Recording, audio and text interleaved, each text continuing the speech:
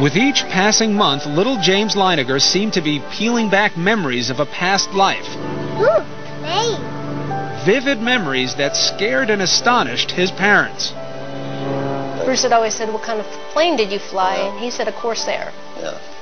He said a Corsair? He said the word Corsair. Mm-hmm. Not only did James remember flying a Corsair, he demonstrated knowledge of the plane's peculiarities, like the time he was flipping through a book about planes when he was 4. And he got to the Corsair, and he said, "That's a Corsair." And he goes, "You know what? They used to get flat tires all the time." In fact, historians and pilots agree that the plane's tires took a lot of punishment on landing. Of course, this is a fact that could easily be found in books or on TV. But then, James began to offer up the kinds of specific details his parents say are harder to explain away. Another night, Bruce had come in and he said, "Do you remember where your plane took off?" And he said it took off of a boat. "Do you remember the name of your boat?" "Natoma." "Do you remember what your name was?" And he'd always say, "James."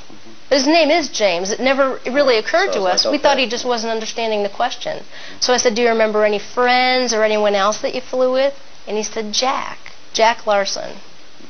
Bruce began doing some research. Almost immediately, he discovered that the Natoma was an actual ship, a small aircraft carrier in the Pacific called the Natoma Bay.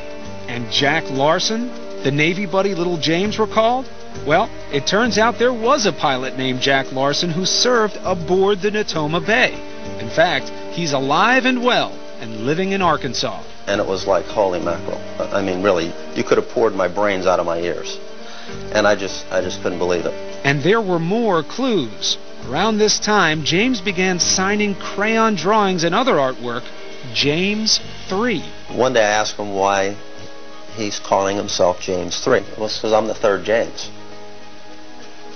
And every once in a while you ask him that today, and he'll still say the same thing. And one day, while leafing through a new book about the Battle of Iwo Jima, Bruce turned to an aerial photo of the Pacific Island. James was seated nearby. He pointed to it and he goes, "Daddy, that's where my airplane was shot down." And I said, "What?" "That's my airplane got shot down there, Daddy." And I just went blank. I couldn't say anything.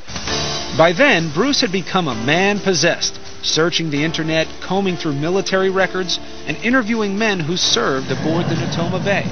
Finally, a breakthrough.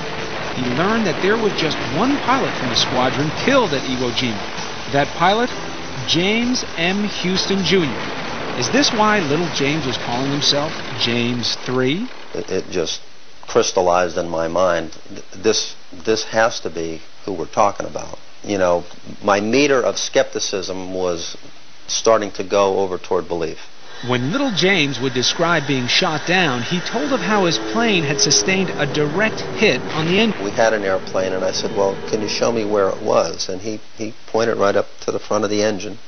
That's what makes this man's story so intriguing. His name is Ralph Klarber. Klarber was a rear gunner on a TBM Avenger that flew off the Natoma Bay. On March 3rd, 1945, he took part in a raid near Iwo Jima. As it happens, Klarber's plane was right next to the one flown by James M. Houston, Jr. It was to be Hugh's last mission before leaving for home the following day. As Klarber recalls, the sky was thick with enemy flak. We experienced pretty heavy aircraft fire, but this was the most intense that I experienced at any time. Suddenly, a flash near the nose of Houston's plane. I saw the hit. I would say he was hit head-on. Yeah, right on the middle of the engine.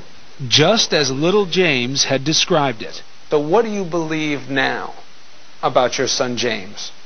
I believe that he had a past life. I believe that in his past life he was James M. Houston, Jr. And he came back because he wasn't finished with something. And that's essentially what I believe. Dear Bruce and Andrea. And he's not the only one. This past October, the Leiningers received a letter from a woman named Ann Barron, the sister of pilot James Houston. Andrea and Bruce had contacted her about their little boy. Barron heard about what young James was saying, and she believes. All of this is still overwhelming. I can only imagine how it has affected you, but I believe, with my love to you, Anne. the child was so convincing and coming up with all these things that there's no way in the world he could know unless there is a spiritual thing.